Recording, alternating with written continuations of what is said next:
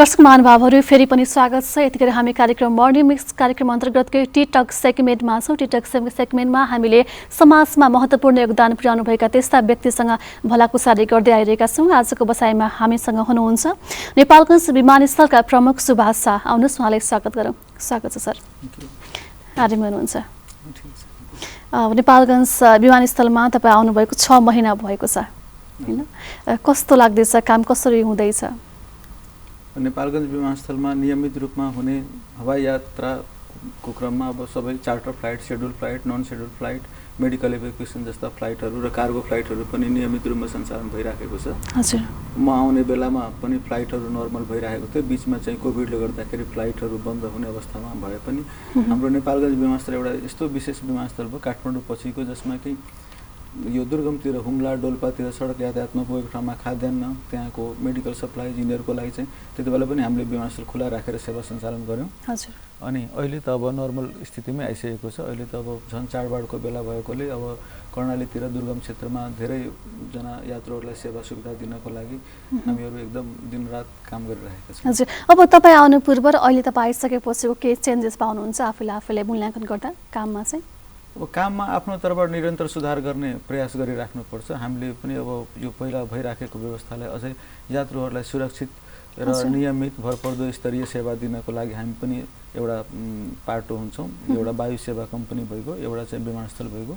अनि त्यसले गर्दाखेरि विमानस्थलमा वायु सेवा कम्पनीहरूलाई पनि सहज होस्, यात्रुहरूलाई सहज सुविधा होस् भनेर उहाँहरूको सेवा सुविधामा थप व्यवस्थाहरू मिलाउनको लागि अब पहिला भएको व्यवस्थामा क्रमशः सुधार गर्दै जाने। अब भनौँ न नयाँ भित्र प्रवेश निषेधको व्यवस्थादेखि लिएर बाहिरको मान्छेहरूलाई अब समय सापेक्ष यस्तो कुराहरूमा जसले गर्दाखेरि कि यात्रुहरू मात्रै भित्र सेवा पाओस्, बाहिरको मान्छेहरू नजाओस् भनेर त्यसको लागि हेल्प डेस्कको व्यवस्था गरेको छौँ, जसमा कसैको सामानहरू हरायो भने पनि त्यहाँ गएर रिपोर्ट गरेमा हामीले CCTVबाट खोजिदिने व्यवस्थाहरू गरेका छौँ। अनि अब कोभिड पछिको बिस्तारै गति लिँदैछ यो हवाई यात्रा, हवाई क्षेत्रले। त्यसमा पनि अब हवाई यात्रालाई सुरक्षित नियमित भरपर्दो बनाउनको लागि बिहान अब भनौँ न 6 बजीदेखि अपरेसन आवर सुरु हुन्छ। हामी 5 बजेदेखि नै आएर विमानस्थललाई तयार पारेर 6 बजी त विमान उडाइसक्छौँ हामीले। डोल्पाको फ्लाइटहरू बिहान 6:05 6 बजे टेकअफ भइसकेको हुन्छ। त्यो विमान टेकअफ हुनुभन्दा अगाडि यात्रुहरूको चेकिङ, लोड, फ्युलहरू राख्ने, जहाजको तयारी, प्राविधिक रूपमा जाँच, हाम्रो आफ्नो रनवेको कन्डिसन, रनवेहरूमा चेक जाँच गर्नुपर्ने, टावरको फेसिलिटी, जेनेरेटर, फायर भेहिकल यिनीहरू सबैलाई तयार राख्नको लागि 5 बजेदेखि नै आएर हामी लागिराखेका हुन्छौँ। जसले गर्दाखेरि कि यसलाई पहिलाभन्दा अब जोस् यस्तो कुराहरूमा अलिकति सुधार गर्दै काहीँ केही कमी कमजोरी छ भने त्यसलाई हटाउँदै लगिराखेका छौँ। तपाईँले आफ्नो तर्फबाट 100% दिने प्रयास गर्दै हुनुहुन्छ हैन? अब थोरै कुराकानी गरौँ। अहिले जुन एकदमै हवाई सेवा भनौँ, हवाई मार्ग पनि एकदमै जोखिमपूर्ण हो कि भन्ने भान भइरहेको छ। केही समय अगाडि मात्रै काठमाडौँबाट विराटनगर गएको बुद्ध एयरको एयरलाइन्स चाहिँ 4 घण्टा आकाशमा होल्ड गर्नुपर्ने अवस्था आयो। त्यसपछि फेरि अस्ति श्री एयरलाइन्सको यस्ता एक्टिभिटिजहरू भइरहेका छन्। हुन त यो भनेको दुर्घटनाबाट मुक्त हुनु, दुर्घटना हुन सकेन, यो पनि एक किसिमको राम्रो कुरा हो। तर पनि यस्ता एक्टिभिटिजले गर्दाखेरि यात्रुलाई हवाई मार्ग पनि असुरक्षित हो कि भन्ने भान भइरहेको अवस्था छ। किन यस्तो कारण हुन्छ? यो वेदरले भनौँ भने विमान उडाउनुभन्दा अगाडि वेदरको पनि मापन गरिन्छ होला हैन? के कारणले गर्दाखेरि यस्तो कुराहरू आइरहन्छ? अब अहिलेको परिप्रेक्ष्यमा त हवाई यात्रा नै सबभन्दा सुरक्षित र फास्टेस्ट र सेफेस्ट मिन्स अफ ट्राभल भएकोले यसमा चाहिँ हवाई यात्रा क्रममा प्राविधिक कुराहरू हो, जस्तो यन्त्र उपकरणहरू भएका कारणले गर्दाखेरि यन्त्र उपकरणहरू सधैँ कुनै पनि बेला केही हुन सक्ने सम्भावना जहिले पनि रहन्छ। एक्सिडेन्टलाई कहिले पनि जिरोमा झार्न सकिँदैन, यसको सम्भावनालाई मात्रै कम गर्न सकिने हो। जतिसुकै सुरक्षित रूपमा जाँदाखेरि पनि कुनै न कुनै बेला काहीँ न काहीँ केही न केही त्यस्तो अनएक्सपेक्टेड कुराहरू हुनसक्छ जसले गर्दाखेरि केही दुर्घटना भइहाल्छ। दुर्घटना बाजा बजाएर आउँदैन हैन, दुर्घटना अचानक हुने चिज हो। तर हामीले त्यो हवाई दुर्घटना नहुनको लागि यसलाई अन्तर्राष्ट्रिय मापदण्ड अनुसार राष्ट्रिय मापदण्ड बनाएर त्यसलाई राष्ट्रिय मापदण्ड अनुसार हवाई उडानको लागि चाहिँ सुरक्षित बनाउनको लागि त्यसको चाहिँ यन्त्र उपकरणहरूको सबै अन्तर्राष्ट्रिय स्तरबाटै हुने जुन मापदण्ड हुन्छ त्यो अनुसार राखेको हुनाले यसमा चाहिँ चिन्ता लिनुपर्ने केही कुरा हुँदैन। यो एकदम सुरक्षित यात्रा हुन्छ। अब यदाकदा सानोतिनो कुनै घटना भयो, जस्तो बुद्ध एयरको इन्डिकेसन प्रब्लम भयो अथवा श्री एयरलाइन्सको जहाज घाँसमा गएर चक्का एउटा गयो, भन्दाखेरि अब यो हजारवटा मुभमेन्ट लाखवटा मुभमेन्ट हुँदाखेरि एउटा सानो इन्सिडेन्ट हुनसक्छ। यस्तो कुराहरूमा कुनै बेला इररहरू हुन्छ सानोतिनो त्यसलाई हामीले बेलैमा सच्याएर त्यस भविष्यमा यस्तो घटना नदोहोरियोस् भनेर गर्नको लागि फेरि तुरुन्त त्यसको इन्भेस्टिगेसन भएर त्यसमा त्यसको सेफ्टी रेकमेन्डेसनहरू पालना गर्नुपर्ने हुन्छ, जसले गर्दाखेरि कि चिन्ता लिइहाल्नुपर्ने स्थिति छैन। मौसमको कुरा भयो, प्राविधिक कुरा भयो, मानवीय त्रुटि भयो, यस्ता कुराहरूले गर्दाखेरि यदाकदा अब घटना दुर्घटनाहरू हुने नै हुन्छन् हैन। अब जस्तो अब ल्यान्ड गर्ने बेलामा चक्काले भुइँ छुँदाखेरि अलिकति जोडले छुयो भने टायर पड्किन सक्छ हैन। जस्तो जहाज ल्यान्ड गर्ने बेलामा चराले ठोकिदिन सक्छ हैन। अब चरा त्यहाँ गतिविधि चराको कम होस् हैन, त्यो टायर त्यहाँ ठ्याक्क ठोकिने बेलामा नपड्कियोस् भने त्यो टेम्परेचर, त्यो लोड, वेट सबै मिलाएर पाइलटले गर्ने ल्यान्डिङ, त्यस्ता कुराहरू सबै कुरामा विचार भइराख्दै पनि यो प्राविधिक कहिलेकाहीँ चाहिँ अकस्मात हुन्छ। अब यो प्राविधिक कुरा भन्नुभयो होइन, यो जायज पनि हो। अब दुर्घटना कतिखेर हुन्छ भन्ने कुरा त थाहा हुँदैन, तर पनि प्लेन उडाउनुभन्दा अगाडि चाहिँ त्यो प्लेनको त्यो प्राविधिक रूपमा कतिसम्म सक्षम छ भनेर चाहिँ जाँच पनि गरिन्छ होला नि, कस्तो छ? बिल्कुल एकदम, त्यो त हरेक दिन डेली इन्सपेक्सन 24 घण्टाभित्रमा हरेक जहाजको अगाडि प्री फ्लाइट चेक, पाइलटले एकचोटि गो अराउन्ड उड्नुभन्दा अगाडि एकचोटि जहाजलाई चक्कर लगाएर गर्ने कामदेखि लिएर जहाज त अब त्यसको हरेक म्यानुअल अनुसार उसको घन्टा कति घन्टामा कुन चाहिँ सर्भिसिङ गर्नुपर्ने, कुन पार्ट्स, कुन इन्जिन, कुन तेल हाल्नुपर्ने, कुन मोबिल चेन्ज गर्नुपर्ने, यस्ता हरेक कुराहरू त्यो प्राविधिक रूपमा त्यो चुस्त दुरुस्त रूपमा गर्नै परेको हुन्छ। किनभने उहाँहरूले गर्नुभएको कुरालाई एउटा नियमनकारी निकायले त्यसलाई फेरि त्यसको रेकर्डहरू हेरिराखेको हुन्छ। त्यसपछि जुन जहाज बनाउने कम्पनीदेखि लिएर जो जहाज त्यहाँबाट अपरेट गर्ने कम्पनीदेखि सबै ठाउँमा यस्ता कुरादेखि लिएर अन्तर्राष्ट्रिय स्तरसम्म यो हवाई दुर्घटनाले अन्तर्राष्ट्रिय चर्चा, राष्ट्रिय चर्चा धेरै पाउने भएको हुनाले त्यो पनि पाउने कारणले गर्दा बढी सेन्सिटिभ हुन्छ।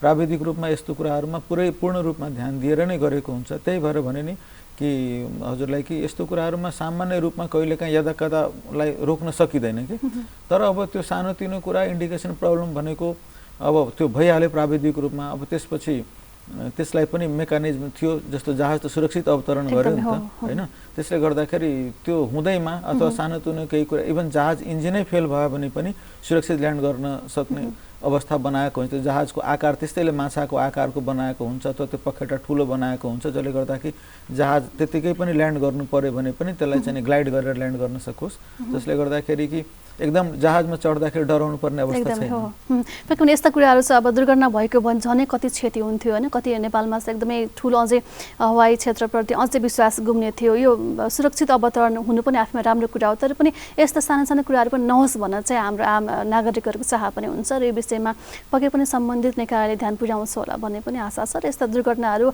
अब कहिले हुन्छ भन्ने कुरा थाहा पनि हुँदैन होइन। तसर्थ सबै कुराहरूमा चाहिँ हामी पर्फेक्ट भयौँ भने चाहिँ दुर्घटनाबाट जोगिन सक्छौँ। यो त भयो। अब हामी सेकेन्ड लहर होइन, कोरोनाको सेकेन्ड लहरपछि नियमित रूपमा हवाई उडान सुरु भएको छ नेपालगञ्ज विमानस्थलमा। कसरी सञ्चालनमा ल्याउनु भएको छ? अब कोरोनाबाट पनि बस्नु पनि छ, यात्रा गराउनु पनि छ।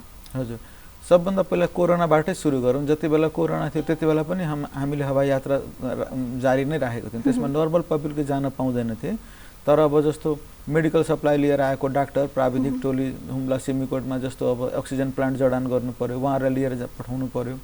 अनि त्यस्तो बेलामा पनि हामीले गर्दाखेरि के गर्ने गरेका थियौँ भने जहाजमा अब त्यति बेला त धेरै कम मुभमेन्ट हुन्थ्यो भनेपछि सामाजिक दूरी सबभन्दा पहिला कायम गर्ने, सेनिटाइज गर्नको लागि त्यो पार्किङ स्ट्यान्डदेखि नै हात धुने, साबुन पानीको व्यवस्थादेखि लिएर भित्रको टेम्परेचर लिने। त्यसपछि हरेक वायु सेवा कम्पनीहरूले जहाज उडाउनुभन्दा अगाडि उहाँहरूले पनि आफ्नो एउटा प्रोटोकल बनाउनु भएको थियो अनि कोभिड-19 को प्रोसिजर बनाउनु भएको थियो। त्यसमा त्यो प्रोसिजर अनुसार टेम्परेचर लिएर प्यासेन्जरहरूको सबैको एड्रेसहरू लिएर सिट नम्बर, कहाँ एड्रेस हो, कहिले यो एउटा फर्म भराएर डिक्लेरेसन फर्ममा कि म 14 दिनभित्र कसैसँग मेरो त्यस्तो सम्पर्क भएको छैन, मलाई कुनै सिम्पटम छैन, मेरो यस्ता कुराहरू सबै डाटाहरू राखेर, जसले गर्दा कथम कदाचित कुनै ठाउँमा फेरि त्यो फेला पऱ्यो भने कन्ट्याक्ट ट्रेसिङ गरेर पनि उहाँबाट अरूलाई चाहिँ इन्फेक्सन नहोस् भनेर त्यो प्रक्रिया अनुसार पहिला कोभिड कालमा पनि हामीले गऱ्यौँ। त्यसपछि कोभिडबाट भर्खर लगत्तै कोभिड सिद्धिने बेलामा पनि हामीले यो कुरालाई अब मास्क र भाइजरहरू अनिवार्य गरेको थियौँ। त्यसपछि सामाजिक दूरी कायम गरेका थियौँ। जहाजभित्र चाहिँ पनि मास्क एकचोटि पनि खोल्न नपाउने व्यवस्था राखिदिएको थियो, टोयलेटहरू युज गर्न नपाउने, अनि हामीले बिहान आफ्नो एयरपोर्ट सञ्चालन गर्नुभन्दा अगाडि डिसइन्फेक्टेन्ट गर्ने जहाज र त्यो के अरे विमानस्थललाई, बाथरुमहरूलाई, सबै काउन्टर सबैतिर चाहिँ नै अब निर्मलीकरण गर्नु पर्यो त्यो सबै ठाउँलाई। त्यसपछि चाहिँ नै फेरि टाइममा जब फ्लाइट भइसकेपछि फेरि एकचोटि गर्ने गरेर र सबै यथासम्भव भएसम्म कमभन्दा कम म्यान पावरबाट काम चलाउने, त्यसपछि पालो दिने। जस्तो एउटाले काम गरेपछि उसलाई 1 दिन 2 दिन 3 दिन लगातार काम गराएपछि फेरि अर्कोलाई, जसले गर्दा 3 दिनसम्म अर्कोले इन्फेक्सन नहोस् भन्ने हिसाबले त्यस्ता प्रक्रियाहरू अपनाएर हाम्रो कोभिड-19 को प्रोटोकल प्रोसिजर बनाएको थियौँ। त्यो प्रोसिजर अनुसार हामीले काम गऱ्यौँ र अहिले आएर अब यो त सम्झिनुहोस् लगभग अब त अहिले धेरै नर्मल भइसक्यो। अहिले चाहिँ पूर्ण रूपमै भने पनि अब त्यही पनि हामीले अब जस्तो सेनिटाइजरहरू राखिदिएको छौँ ठाउँ ठाउँमा, हात धुने व्यवस्था सबै ठाउँमा भएकै छ। अब प्यासेन्जरहरूले आफै पनि सचेत भइसकेका छन्, प्यासेन्जरहरू आफू पनि त्यस कुरामा विचार गर्छन्। तर अब पहिलाभन्दा अब यसको जोखिम कम भएकोले अहिले धेरैजना भ्याक्सिनेटेड पनि भइसकेकोले अब चाहिँ त्यस्तो समस्या छैन। तर कोभिड सकिने बेलामा हामी निकै डराए पनि यसलाई सावधानीपूर्वक यसलाई हामीले फेस गऱ्यौँ र हामीले आफ्नो तर्फबाट र लकिली चाहिने त्यस्तो खासै हामीलाई अप्रिय घटना केही हुन पाएन। यहाँनिर हाम्रो एयरपोर्टमा पनि छुट्टै एउटा आइसोलेसन सेन्टर अथवा आइसोलेसन रुम बनाएको थियौँ, जसमा कि भनौँ न कुनै सस्पेक्टेड बिरामी देखिहाल्यो भने उहाँलाई चाहिँ जबसम्म फर्स्ट एड मेडिकल सप्लाई आउँदैन तबसम्म उहाँलाई राख्ने। त्यसपछि नगरपालिका र जिल्ला प्रशासन कार्यालयको सहयोगमा चाहिँ हेल्थ डेस्कको व्यवस्था पनि गरेका थियौँ, जसमा जनस्वास्थ्यको कर्मचारीहरू स्वास्थ्य कर्मीहरू आउनु भएर त्यो पहिलाको उसमा त ड्युटीमै बस्नु भएको थियो।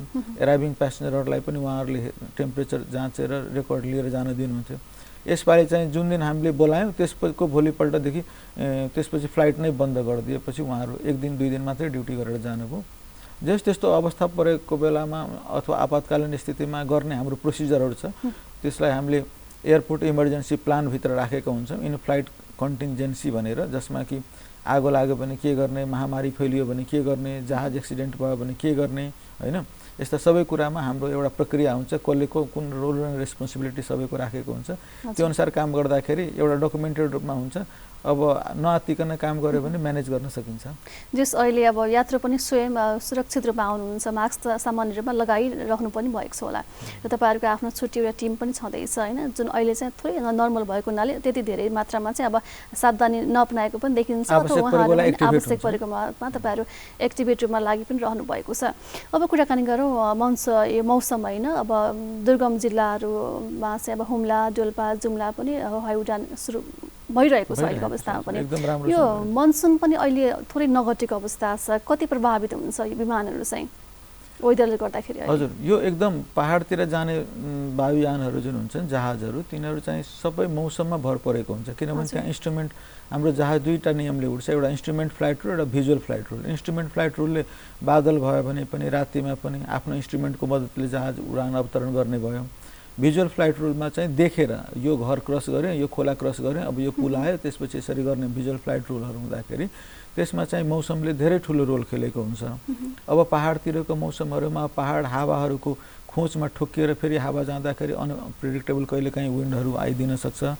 बादल लाग्यो भने डाँडाकाँडामा त्यो बादलले डाँडालाई ढाकिदिएको हुन्छ, अनि त्यो बादलभित्र छिर्दाखेरि अँध्यारो केही देख्दैन पाइलटहरूले। त्यसले गर्दाखेरि पाइलटहरू यो मौसमकोमा एकदम विचार गरेर उड्नुहुन्छ उहाँहरू, किनभने यो हवाई यात्रा नै सबभन्दा पहिला सुरक्षालाई, एभिएसन सेफ्टीलाई टप मोस्ट प्रायोरिटीमा राखेर मात्रै केही गर्न मिल्छ। त्यस कारणले गर्दाखेरि उहाँहरूले यसमा हवाई यात्रालाई सुरक्षित बनाउनको लागि मौसमलाई एकदम ध्यान दिएर गर्नुहुन्छ। त्यो जसको लागि कि हाम्रो हरेक एयरपोर्टमा हाम्रो त्यो वेदर दिने हाम्रो सिस्टम हुन्छ, जसमा कि त्यहाँको अब विन्ड दिनलाई त्यसको मेसिन हुन्छ, कति स्पिड छ, कुन डाइरेक्सनबाट आइरहेको छ, टेम्परेचर, अनि बादलहरू चाहिने अब हाम्रो त्यो ट्रेनिङ पाएका हुन्छौँ। एयर ट्राफिक कन्ट्रोलरहरू हुनुहुन्छ सबै ठाउँमा, उहाँहरूले फ्लाइट इन्फर्मेसन सर्भिस र एयर ट्राफिक कन्ट्रोल सर्भिस ठाउँअनुसार एयरपोर्ट अनुसार दिँदाखेरि उहाँहरूले पनि त्यसमा कसरी दिने भनेर उहाँहरूलाई तालिम दिएको हुन्छ। यो मौसममा बोलाउने जहाज आउन मिल्छ कि मिल्दैन, होइन, कस्तो वेदर भयो भने जहाजलाई नबोलाउने, कति हावामा बोलाउने, कस्तो बादल भएको केही कुरा देखियो भने गर्ने, त्यो मापदण्ड अनुसार उहाँहरूले गर्नुभएकोले त्यो इन्फर्मेसन लिएर मात्रै जहाजहरू उड्नुहुन्छ, पाइलटहरू उड्नुहुन्छ। जसले गर्दाखेरि कि मौसमले त असर पारिरहेको छ। किनभने अहिले मनसुन त अब सिद्धिन लाग्यो, पोस्ट मनसुन जस्तो पोस्ट मनसुन, त्यस्तो बेलामा पनि अब यो हल्का हल्का मनसुनको असरहरू रहिराखेकोले अचानक वेदर चेन्ज भइदिने। अहिले यसो हेर्दाखेरि एकैछिन राम्रो छ, एकैछिनमा बादल आएर पानी परिदिने, त्यस्तो भयो भने अब एकैछिन अगाडिको वेदर राम्रो हुन्छ, जाँदा जाँदै बाटोमा बिग्रिएको हुन्छ, त्यस्तो बेलामा जहाज डाइभर्ट गर्छ। जे होस्, तर सुरक्षित तवरले पाइलटहरूले उड्नुपर्ने, किनभने सबैको ज्यान र जीव धनको सुरक्षाको लागि चाहिने आफ्नो ज्यान पनि हुन्छ र पुरै त्यसको सम्पत्ति र पब्लिक सबै कुराको सुरक्षाको लागि चाहिने उहाँहरूले रिस्क लिनुहुन्न र हामीले पनि रिस्क लिन दिँदैनौँ। यसमा अझै इक्विपमेन्टहरू थपेर जस्तो इन रुटमा जस्तो काठमाडौँ नेपालगञ्जबाट जुम्ला जाँदाखेरि अब नेपालगञ्ज सुर्खेत जुम्लाको वेदर लिएर जानुहुन्छ उहाँहरू, तर सुर्खेत एयरपोर्ट र जुम्लाको बिचको वेदर कस्तो छ भन्ने कुरा थाहा पाउन त्यो ठाउँमा पनि यस्तो केही व्यवस्थाहरू गर्ने कुराहरू भइरहेको छ, जसले गर्दा अब आजभोलि टेक्नोलोजीहरू आइसकेको जसले गर्दा क्यामेरा हालिदिएपछि त्यहाँको वेदर आफै देखिन सकिने, लाइभ क्यामेराहरू राखिदियो भने त्यो ठाउँमा कस्तो वेदर छ भनेर एटलिस्ट हावाको गति थाहा नपाए पनि क्यामेराले त्यहाँ बादल त देख्न सकिन्छ। अनि यस्तो कुराहरूबाट अब सोच बनाइराख्नु भएको छ उहाँहरूले, अझ यसलाई स्तरीय, अझ सुरक्षित, अझ यसलाई चाहिँ टेक्नोलोजीको हेल्प लिएर चाहिँ राम्रो बनाउनलाई सुविधायुक्त बनाउने प्रयासमा अहिले लागिराख्नु भएको छ सबै टिमहरू लागिरहेको छ। जस्तो नेपालगञ्ज एयरपोर्टबाट चाहिँ कतिवटा उडान भइरहेको छ दैनिक रूपमा चाहिँ? दैनिक काठमाडौँ चाहिँ आउने जाने 11वटा छ, त्यसपछि एउटा पोखरासँग छ रेगुलर सेड्युल फ्लाइट चाहिँ, त्यसपछि यतापट्टि पहाडतिर नन सेड्युल फ्लाइटहरू हरेक सीता एयर, समिट एयर र तारा एयर, 3 र नेपाल एयरलाइन्स, 4वटा सानो दुर्गम क्षेत्रतिर स्टल एयरक्राफ्ट भन्छौँ हामी, सर्ट टेक अफ ल्यान्डिङमा सानो विमानस्थलको त्यो रनवे जुन भन्छ जसमा जहाज उडान अवतरण हुन्छ त्यो चाहिँ त्यहाँको अब 600-700 मिटर मात्रै हुने भएको, त्यहाँ ठुलो विमानहरू जाँदैन, सानो वायुयानहरू जाँदाखेरि त्यो ठाउँमा जाने अपरेटरहरू 4वटा हुनुहुन्छ र उहाँहरूले अब जस्तो एउटा कमसेकम एउटा डोल्पा, एउटा सिमिकोट, एउटा जुम्ला, एउटा रारा गर्नुभयो भने पनि एउटा उडानले 4वटादेखि 5वटा मिनिमम उडान गर्दाखेरि 5 चौको 20वटा अथवा 15वटा यो र 11वटा काठमाडौँ 26वटा र एउटा पोखरा 27वटा त मिनिमम हुने भयो। 27वटा उडान भन्दाखेरि 27 दुना 54वटा मिनिममको कुरा गर्दैछु भनेपछि भन्नुहोस् न, यो जस्तो एउटा उडान एउटा अवतरण गर्दाखेरि 2वटा मान्दाखेरि त्यसलाई चाहिँ 60 देखि 65वटा चाहिँ हाम्रो यहाँको हुन्छ र नेपालगञ्ज विमानस्थलले चाहिँ जस्तो जुम्ला सुर्खेतबाट जुम्ला उडेको, सुर्खेतबाट सिमीकोट उडेको उडानलाई पनि अथवा काठमाडौँबाट सुर्खेत, काठमाडौँबाट धनगढी उड्ने उडानको वायु क्षेत्रहरूलाई पनि यो नेपालगञ्ज विमानस्थलको हवाई यातायात नियन्त्रकहरू हुनुहुन्छ, उहाँहरूले त्यो वायुयानहरूलाई पनि सेवा सुविधा दिनुपर्ने भएकोले एक दिनमा 75वटा 80वटा उडान कमसेकम उहाँहरूले त्यतिलाई सर्भिस दिइराख्नु भएको हुन्छ, जसले गर्दाखेरि कि यो हवाई यातायात नियन्त्रण क्षेत्र पनि एकदम महत्त्वपूर्ण एरियामा परेको छ। जस्तो भर्खरै मात्र नेपालगञ्ज टु पोखरा होइन, नेपालगञ्जबाट पोखरा हवाई उडान पनि सुरु भएको छ, यो कतिको चाप देख्नुहुन्छ यात्रुहरूको र यसले चाहिँ पर्यटन प्रवर्धनमा कस्तो भूमिका निर्वाह गरेको जस्तो लाग्छ? यो त धेरै राम्रो हो, किनभने इन्डिया बोर्डरसँग हामी नजिक छौँ र इन्डियन टुरिस्टहरू सबभन्दा बढी पोखरातिर जहाँको पनि नेपाल पोखरालाई हामीले टुरिज्म क्यापिटल भने र माने हुन्छ, त्यहाँ सबै ठाउँबाट टुरिस्ट एक्टिभिटी पोखरा जति कहीँ पनि छैन अनि सबैजनाको ड्रिम हुन्छ एकचोटि पोखरा जाने, त्यसले गर्दाखेरि पोखराको लागि इन्डियन टुरिस्टहरू फेरि जनसङ्ख्या पनि धेरै, यो पोखरा मात्र नभएर नेपालगञ्जलाई पनि फाइदा पुर्यायो नि होइन, नेपालगञ्ज विमानस्थललाई पनि फाइदा पुर्यायो नि? हजुर, हामीले नेपालगञ्ज विमानस्थलमा हामीले यात्रु सेवा सुविधा दिएपछि त अफकोर्स हामीले पनि त्यसबाट केही फाइदा पाइराखेका हुन्छौँ, त्यसपछि वायुयान थपिएपछि वायुयान उडान अवतरण भएपछि त्यसले पनि आम्दानी हुने भयो, जसले गर्दाखेरि कि नेपालगञ्जलाई पनि फाइदा छ, पोखरालाई पनि फाइदा छ, समग्र राष्ट्रलाई फाइदा छ, किनभने टुरिज्मले गर्दाखेरि चेन इफेक्ट हुने भएकोले यसको यो पोखरा मात्रै नभएर अरू ठाउँमा पनि नेपालगञ्जबाट अब उडान सञ्चालन गर्ने हो भने चल्ने कन्डिसन छ, जस्तो कि अब तराईलाई जोड्ने नेपालगञ्जबाट विराटनगर, विराटनगर, सिमरा यस्तो फ्लाइटहरू पनि राम्रैसँग चल्ने कन्डिसन देखिएको छ। जस्तो पोखरा जाने यात्रुहरू चाहिँ अब बाह्य पर्यटकहरू बढी हुनुहुन्छ कि आन्तरिक पर्यटकहरू जानुहुन्छ, कस्तो छ कि? होइन, यसमा त अहिले त यहाँबाट जाने त धेरै जसो यहाँ त 50-50 छ अहिले चाहिँ, किनभने यो कोभिड भर्खरै पोस्ट कोभिड भएकोले अहिले चाहिँ एकदम राम्रोसँग प्रचार प्रसार भइसकेको छैन, बोर्डरमा पनि अलिकति ह्यासल थियो, अब त्यो पनि खोलिराखेको कारणले गर्दा अब त बिस्तारै पिकअप लिन्छ, अहिले त 50-50 भइरहेको छ। यता आन्तरिक पर्यटकहरू पनि जाने, अब जहाज एकदम सानो 18 सिट जहाज मात्रै जाने भएकोले सिट नै धेरै पाउँदैन, त्यो सिट चाहिँ फुल अकुपाइड हुन्छ, कुनै पनि बेला सिट खाली पाइँदैन। अब यो सेक्टरमा अर्को गुण एयर पनि आइरहेको छ, उसले पनि प्लान गरिरहेको छ पोखरा नेपालगञ्ज गर्ने अथवा अरू पनि कुनै वायु सेवा कम्पनीले गर्न चाहेमा त्यसमा राम्रो स्कोप देखिएको छ। यो पोखराको उडानले चाहिँ राम्रो भइरहेको छ? हजुर, एकदम हामी त उत्साहित छौँ, किनभने देखिरहेको छौँ सिट कहिले पाउँदैन, बरु अरूलाई एकोमोडेट गर्न सिट नपाउँदाखेरि अलिक खलो लाग्छ है, किनभने डिमान्ड अनुसार कमसेकम सप्लाई भइदिएको भए ठिक हुन्थ्यो भनेर। जस्तो अब अहिलेको सिजन या भनौँ अब मानसरोवरको यात्रा होइन गर्नको लागि पहिले एकदमै भिड हुन्थ्यो, यो अहिलेको अवस्था के छ? एक त कोभिड पनि भयो र चाइनाबाट सेवा सुरु भयो होइन के चाहिँ कतिको प्रभावित पारेको छ यसले गर्दाखेरि तपाईँहरूले यसले त निकै प्रभावित पार्यो नि किनभने अब अहिले मानसरोवर चाइनाबाट खोलेको छैन चाइनाबाट खोलेपछि सबभन्दा राम्रो सेफेस्ट र सजिलो रुट यो भएको छ लोकप्रिय रुट पनि यही हो त्यसले कारणले गर्दाखेरि यसपालि यो विगत 2 वर्षदेखि चाहिँ मानसरोवर यात्रा पुरै बन्दै छ अहिले अब यसको फाइदा र बेफाइदा के हो भने फाइदा चाहिँ के भयो भने अब कोभिडको कारणले गर्दाखेरि अब मुभमेन्ट भएन जसले गर्दा धेरै संक्रमण भएन त्यो एउटा उ भयो अर्को कुरा चाहिँ हाम्रो नेपालबाट पनि लिमी लाप्चाबाट पनि मानसरोवरको दर्शन गर्न पाउने भएकोले त्यो सेक्टरलाई डेभलप गर्न सकिन्छ कि त्यहाँबाट पनि टुरिस्टहरूलाई अब यदि चाइनाले खोलेन भने त्यसको अल्टरनेट दर्शन मात्रै गर्ने व्यवस्था चाहिँ नेपालबाटै पनि गर्न सकिने सम्भावना एउटा बाटो देखायो अनि बेफाइदा त अब स्वाभाविक रूपमा ती टुरिस्टहरू आउँदाखेरि धेरै वायु सेवा कम्पनीले काम पाउँथे होटल व्यवसायले काम पाउँथे र त्यहाँसम्म जाँदाखेरि चेन इफेक्ट भएर यहाँदेखि सिमिकोटसम्मको सबै जनता लाभान्वित हुन्थे त्यसमा चाहिँ कुनै दुई मत छैन घाटा त घाटै भएको हो तर एउटा अपर्च्युनिटी के देख्यो भने नेपालको मार्केटिङ गर्न नेपालको ब्रान्डिङ गर्न पनि एउटा अपर्च्युनिटी चाहिँ आएको छ जस्तो अब यहाँबाट कर्णाली राराताल हेर्न जाने होइन यो फ्लाइट मुगुबाट जानेको सङ्ख्या भयो उहाँहरूको चाहिँ कस्तो छ अहिले उहाँहरू चाहिँ आन्तरिक पर्यटकहरूको जाने सङ्ख्या कस्तो देख्नुहुन्छ धेरै डिमान्डिङ छ सिट नै पाउँदैन एकदम किनभने त्यसमा त आन्तरिक पर्यटकहरू नै मारामार गरिराख्नु भएको छ किनभने अब रारामा सबैको ड्रिम छ एकचोटि रारा हेर्न जाने भनेर अनि अब त्यहाँ त्यस्तो राम्रो पूर्वाधारहरू भइसकेको छैन त जहाजहरू पनि अब नियमित रूपमा चलिरहेको हुँदैन प्यासेन्जर भएपछि जाने अथवा त्यो जहाजहरूको पनि सङ्ख्या कम छ हामीसँग तर पनि अहिलेको सिचुएसनमा त रारा एकदम बुमिङ छ एकदम राम्रो भइरहेछ जानुहुन्छ यात्रुहरू जानुहुन्छ सिट नै पाउनुहुन्न सिट पाइरहेको अवस्था छैन जस्तो हुन्छ नि अब थोरै अलिकति गुनासो के छ भने भाडा दरमा चाहिँ एकरूपता छैन भन्ने पनि गुनासो पनि आइरहेको छ होइन यसलाई चाहिँ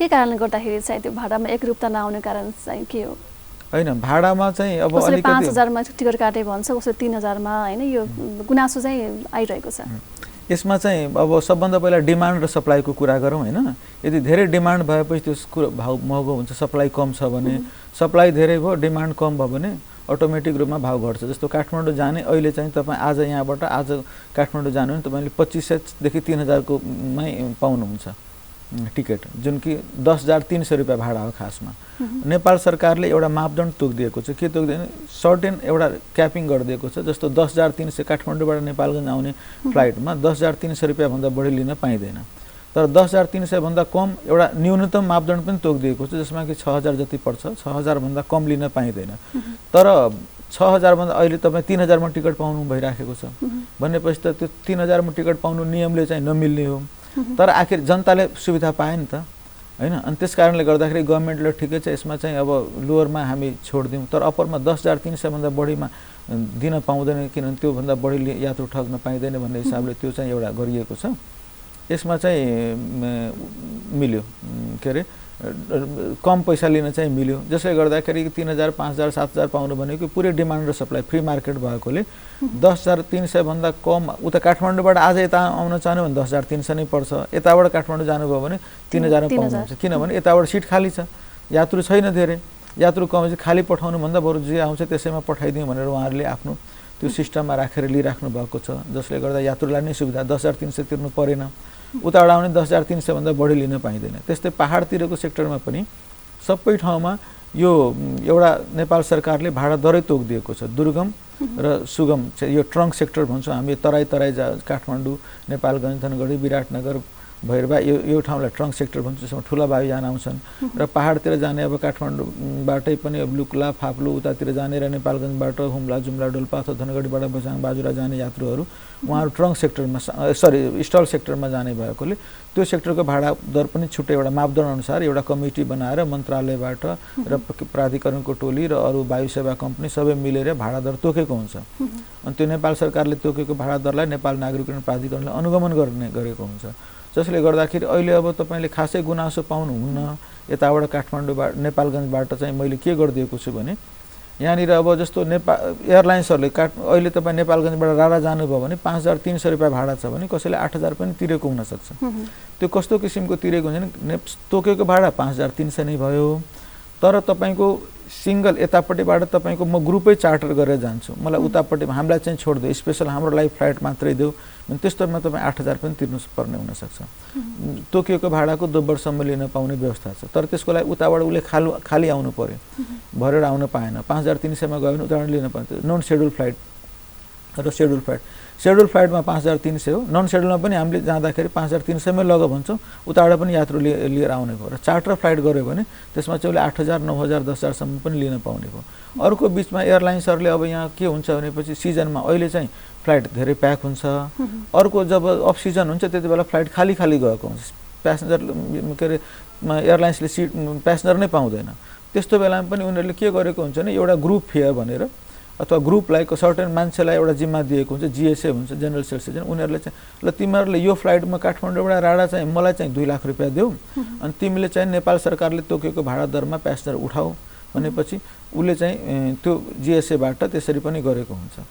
अनि त्यस्तोमा के गरिदिन्छन् भने जिएसएहरूले कहिलेकाहीँ बढी पैसा लिइदिन्छन्, किनभने उनीहरूलाई त 2 लाख त उसले एयरलाइन्सलाई बुझाउनु पर्यो, आफूले पनि उसले कमाउनु पर्यो, प्यासेन्जर खोजिदिए बापत, यो गरे बापत।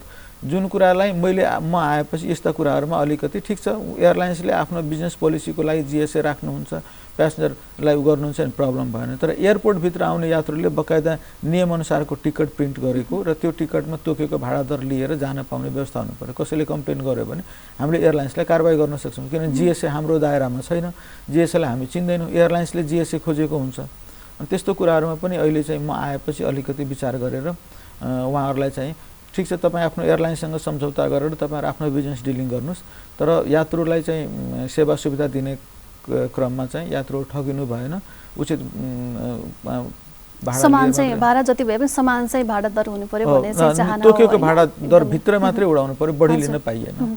जस्तो अब हामी कार्यक्रमको अन्तिमतिर आइसकेका छौँ, अन्तिममा चाहिँ भने नेपालगञ्ज एयरपोर्टलाई चाहिँ अझै व्यवस्थित बनाउन तपाईँहरूको पहल चाहिँ के हुनेछ?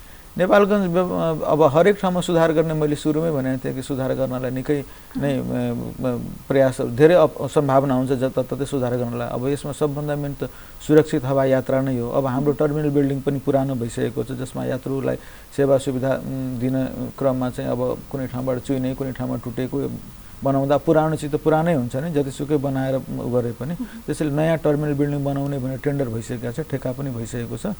नयाँ भएपछि त्यो एउटा राम्रो सुविधा थपिन्छ।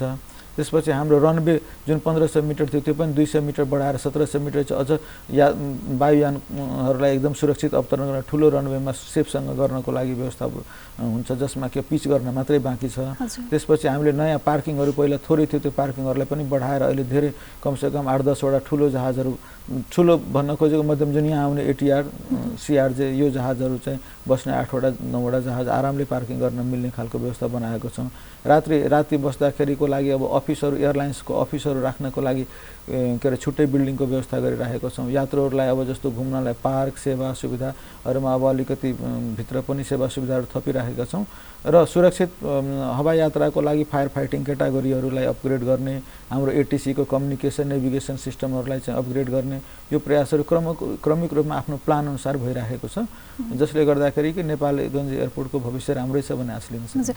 अन्तिममा छोटकरी यहाँ भन्नुहोस् न, यो नेपालगञ्ज विमानस्थलमा चुनौती चाहिँ के छ एकदमै सर्टकटमा? चुनौती अब हेर्नुहोस्, इन्डिया बोर्डरको नजिक छ। अब यसबाट अन्तर्राष्ट्रिय हवाई उडान गर्नलाई फेरि इन्डियन टेरिटोरी, इन्डियन आकाशसँग हवाई रुटहरूको मामलामा पनि कुराकानी गर्नुपर्ने हुन्छ। इन्डिया बोर्डरको नजिक भएर अरू पनि सेक्युरिटीको थ्रेट पनि हुनसक्छ, आतङ्कवादीहरू यताबाट जान आउन सक्ने किसिमको कुराहरू, हवाई सुरक्षामा र उडान सुरक्षामा असर पर्ने खालका कुराहरू। अब ठाउँ लिमिटेड, सहर पहिला चाहिँ सहरभन्दा बाहिर थियो, अब यो 20 सहरभित्र आइसक्यो, वरिपरि ठुल्ठुला घर बिल्डिङहरू बनिरहेको हुन्छ।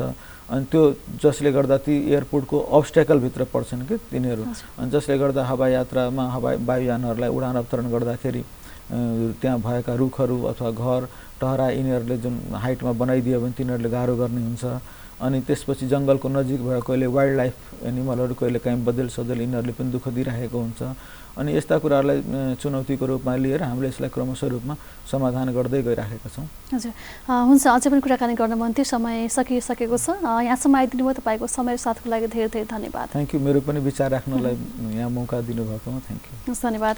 दर्शक महानुभावहरू, आजको टिकटकको बसाइमा हामीमा सुन्नुहुन्थ्यो नेपालगञ्ज विमानस्थलका प्रमुख सुभाष शाह। हस्त आजलाई कार्यक्रमको निर्धारित समय सकियो। हामी एकैछिनमा जिल्ला अपडेट लिएर आउनेछौँ, तपाईँ हामीसँगै रहनुहोला।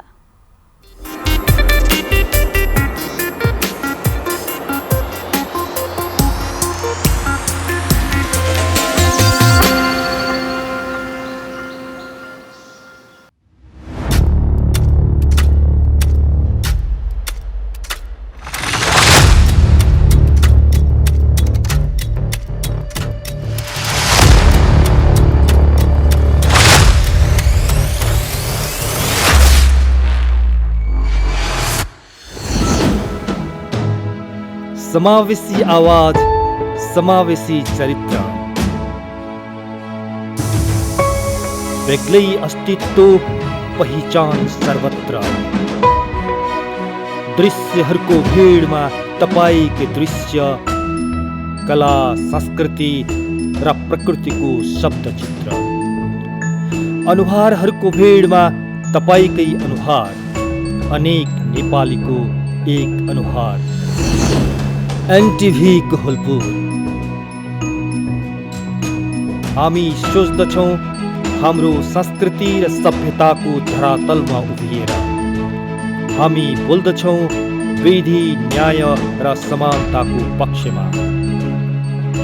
हाम्रा पाइला पाइलाले गर्छ प्रगति र परिवर्तनको पैरवी।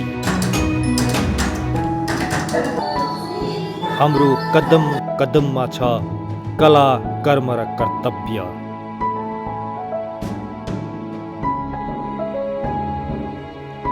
जोगाउँदै सद्भाव, फैलाउँदै सहिष्णुता, सम्हाल्दै आवेग, बढाउँदै उत्साह।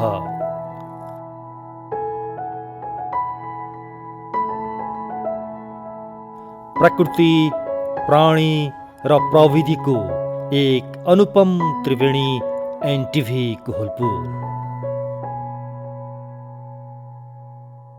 पश्चिम नेपालको कला, संस्कृति अनि प्रकृति एनटिभी कोहलपुरको सम्पत्ति। समावेशी चरित्र अनि पेसाप्रति समर्पित जनशक्ति। पिछडिएको क्षेत्रको मूल प्रवाहीकरण, स्थानीय विषयवस्तुको विश्वव्यापीकरण, डिजिटल प्रविधिको प्रयोग अनि त्यसको उच्चतम सदुपयोग।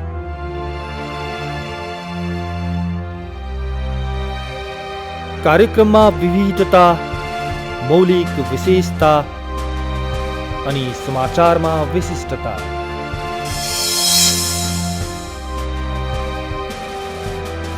शब्दलाई आवाज बनाएर,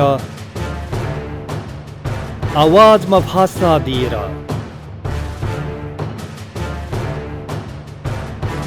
भाषालाई दृश्यमा बदलेर, प्रस्तुतिमा भावको शक्ति दिएर तपाईको विश्वास आर्जन गर्दै हामी जोड्छौँ तपाईलाई संसारसँग। के देश, के विदेश, अनेक कालखण्डको इतिहास साक्षी छ र इतिहासको साक्षी हामी छौँ। अब हामी हिँड्दैछौँ समृद्धिको यात्रामा।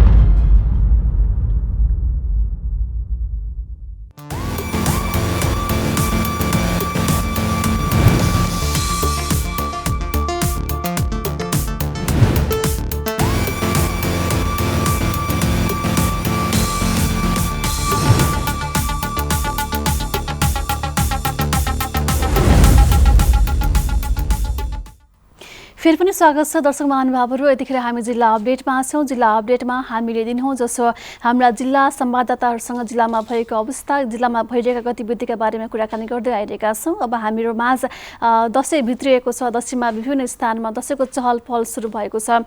बजार अनुगमनले पनि यतिखेर तीव्रता पाइरहेको अवस्था छ। हामी आज कुराकानी गर्दैछौँ सुर्खेतको अवस्था के छ भन्ने बारेमा। सुर्खेत संवाददाता सुशील खड्का हुनुहुन्छ। सुशीलजी, हजुर समीक्षाजी, दसैँको चहल पहल कतिको बढेको छ? सुर्खेतमा चाहिँ बजारमा कस्तो चहल पहल पाउनु भएको छ? सुर्खेतमा विगतका वर्षहरू भन्दा यो वर्ष त्यति धेरै चहल पहल किनमेल गरेको चाहिँ देखिएन जति विगतका वर्षहरूमा हुन्थ्यो। त्यो चाहिँ छैन र अहिले केही हदसम्म भनौँ न अब हामीले यहाँका उद्योगी व्यापारीहरूको भनाइ पनि समेट्दा उहाँहरूले ती 60% भनौँ न किनमेल दर कम रहेको र त्यो 40 देखि 50% आसपासमा मात्र नागरिकहरूको उपस्थित भएको किनमेल बिक्री भएको र विगतका वर्षहरू जस्तो त्यति उल्लेख्य चाहिँ यो वर्ष समग्रमा व्यापार व्यवसाय नभएको भन्ने हामीले प्रतिक्रिया पाएका छौँ। कोभिडका कारणले गर्दाखेरि अब लगभग 2-3 वर्ष भइसक्यो हामीले एकदमै सुनसानमा मनाइरहेको अवस्था छ भने यो वर्षमा चाहिँ अलिकति विगतका 2 वर्षभन्दा अलिकति चहल पहल बढेको पाइएको छैन र? अब विगत वर्षहरूमा खास यो कोरोना महामारीका कारण नै भन्ने हामीले व्यापारीहरूबाट पाएछौँ, किनकि अब सबै क्षेत्रहरू आर्थिक रूपमा धराशायी भए, रोजगारीका क्षेत्रहरू गुमे, जसले गर्दा मान्छेको भनौँ न आम्दानीको स्रोत कम हुन गयो। यसले गर्दा नै अब कम किनमेल भएको भन्ने खालको पनि हामीले यो सबै जानकारीहरू पाइरहेको छौँ। साथै अब के हुन्छ भने विगतमा रेमिटेन्स बाहिर विदेशबाट पठाउने दर उच्च हुन्थ्यो, आइएमईमा पनि एकदमै भिड हुने हुन्थ्यो। अब त्यो अवस्था पनि यो वर्ष खासै देखिएन। अब समग्र हेर्दा के हो भने अब जुन महामारी चलिरहेको छ, यी महामारीकै कारणले सबै क्षेत्रमा रोजगारीहरूको अवसरहरू गुमे, जसले गर्दा यो आम्दानीका स्रोतहरू नै नभएको कारणले गर्दा पनि भनौँ न किनमेल र चहल पहल एकदम कम भएको भन्ने चाहिँ हामीले पायौँ। हजुर, जस्तो अब हुन्छ नि अब दसैँ मान्नको लागि जिल्लाबाट जिल्ला बाहिरिने र जिल्लामा प्रवेश गर्नेको सङ्ख्या कस्तो पाउनुहुन्छ बजारमा? त्यस्तो बस पार्कमा उहाँहरूको चहल पहल कतिको देख्नुहुन्छ? हजुरले भने जस्तै अब यो चाड हो, अब बहुसङ्ख्यक हिन्दूहरूले मान्ने एउटा ठुलो पर्व दसैँ हो। अब वर्षभरि जति दुःख भए पनि एकपटक आफ्नो जन्मभूमिमा पुग्ने, जन्मभूमिमै पुगेर दसैँ मनाउने प्रचलन जो छ, सोही अनुसार यहाँबाट पनि सुर्खेतबाट कर्णालीकामा पहाडी र हिमाली जिल्लाहरूमा जाने नागरिकहरूको उल्लेख्य भिड चाहिँ बिहान हामीले पनि यसो हेऱ्यौँ भन्ने पाउँछौँ र सवारी साधनको पनि त्यही खालको सहज गरिएको छ र त्यस्तो समस्या छैन। तर जाने नागरिकहरूको चाहिँ उल्लेख्य सहभागिता चाहिँ बस पार्कहरूमा देख्न सकिन्छ। सुर्खेतबाट बाहिरिनेको सङ्ख्या चाहिँ बढिरहेको छैन? अवश्य एकदम। यहाँबाट पहाडी जिल्लाहरू भए अथवा तराईका र अन्य जिल्लाहरू जो यहाँ भनौँ न वीरेन्द्रनगरमै काम गरिराख्नु भएको छ, उहाँहरू सबै यहाँबाट बाहिरिने क्रम चाहिँ अहिले तीव्र रूपमा बढिरहेको चाहिँ हामी देख्न सक्छौँ। हजुर, जस्तो अब यो चाडपर्व लक्षित सुरक्षा योजना विभिन्न जिल्लामा योजना पनि सार्वजनिक गर्नुभएको छ, स्थानीय प्रशासनले गरेको छ होइन? त्यहाँ चाहिँ के छ, कसरी अगाडि बढ्ने योजना छ स्थानीय प्रशासनको? हजुरले भने जस्तै अब यो कर्णाली प्रदेशको राजधानी वीरेन्द्रनगर हो। अलि वीरेन्द्रनगरमा भनौँ न जनघनत्व र अलि बजारीय चहल पहल पनि बढी भएकोले पक्कै पनि अन्य जिल्लाको तुलनामा यहाँ अलिक बेसी बढी नै प्रहरीहरू खटाइएको छ। समग्र कर्णाली प्रदेशभरिकै सुरक्षा अवस्था निहाल्यो भने झन्डै 4000 थप प्रहरीहरू पठाएको हामीले यहाँको प्रहरी प्रशासनबाट जानकारी लिएका छौँ। झन्डै 4000 प्रहरी प्रदेशभरि खटिएका छन्। मुख्य गरी सुर्खेतका 3वटा नाका, 2टा नाका, एउटा बबई र कल्याणको कपुरकोट लगायतका यी नाकाहरूमा पनि अलिक उच्च निगरानी गरिएको छ। किनकि अब यो क्षेत्रमा अब तिहार पनि सँगै सुरु हुन लागेकाले विभिन्न विस्फोटक पदार्थहरू भित्रिन सक्ने सम्भावनाले मध्यनजर गर्दै सुरक्षा व्यवस्थाहरूलाई एकदमै हाई अलर्टमा राखिएको भन्ने हामीले जानकारी पाएका छौँ। हजुर, जस्तो अब अहिले अब चाडपर्व नजिक आउँदा बजार अनुगमनलाई पनि एकदमै तीव्रता दिइन्छ, त्यहाँको अवस्था के छ? बजार अनुगमन पनि भइरहेको होला? यहाँ पक्कै पनि लगभग 4-5वटा टोलीले 3औं बजार अनुगमनलाई तीव्रता दिइराख्नु भएको छ। खाद्यतर्फ होस्, फेन्सी सामानहरू हुन् अथवा अन्य कुनै मासु आइटम जति पनि छ, यिनीहरू सुव्यवस्थित छन् छैनन्, उपभोक्ता मैत्री छन् छैनन् भनेर स्थानीय प्रशासनको अगुवाईमा दिनको 4वटा समूहले विभिन्न ठाउँहरूमा जिल्लाभर नै अनुगमनलाई तीव्रता पारेको चाहिँ अवस्था छ सुर्खेतमा। हजुर, अब थोरै कोभिडको प्रसङ्ग पनि जोडिहालौँ, किन कोभिडकै मारमा पनि हामी अहिले पनि छौँ होइन? त्यहाँको अवस्था कस्तो छ, सङ्क्रमण दरको अहिले अवस्था? अहिले अब सुर्खेतको समग्र अवस्था हेर्ने हो भने 140 जनाको हाराहारीमा सङ्क्रमित हुनुहुन्छ। यो मध्ये 130 जना होम आइसोलेसनमा हुनुहुन्छ, जसमध्ये अब पछिल्लो एक सातामा मात्रै 2 जनाको कोभिड सङ्क्रमितबाट मृत्यु भइसकेको अवस्था छ। अहिले अब क्रिटिकल अवस्थामा 2 जना मात्र आइसियूमा रहेको भनेर हामीलाई कर्णाली प्रदेश अस्पतालले जानकारी दिएको छ र बाँकीहरू सामान्य अवस्थामै हुनुहुन्छ र जति पनि उहाँहरू सङ्क्रमित भएकोहरूमा त्यति ठुलो सिम्टम छैन, सामान्य अवस्था छ। अलिकति 2 जनाको मात्र क्रिटिकल अवस्था छ भन्ने चाहिँ।